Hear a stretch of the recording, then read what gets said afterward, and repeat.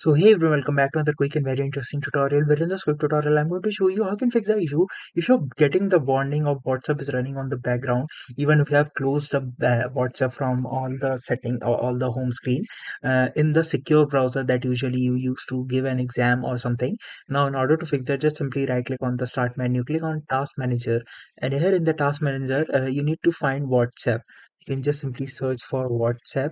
If you cannot find it, just simply give a refresh to the list, and again you'll see the WhatsApp right there. So all you need to do is to just simply right click over there and hit on this option of end task.